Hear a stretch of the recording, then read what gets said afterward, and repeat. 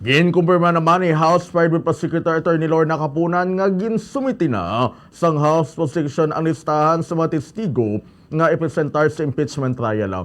Suno kay Capunan, kabahin isang itala ng pre-trial requirements nga nagamando sang pagpasa sang witness list. 3 kadlaw antes sang hearing agud masigurado ang matawhay nga proseso. Yin pa niya, ng unang mga witness nga presentar sa prosecution ang may kangtanan sa articles of impeachment na nungod sa pamahog. Yari pa matinapayag ni House Private Prosecutor Attorney Lorna Capunan.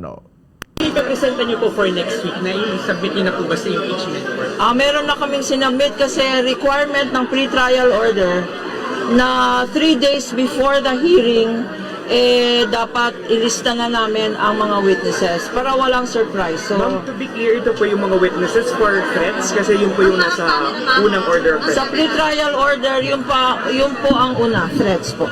Yun lang ang masasabi ko.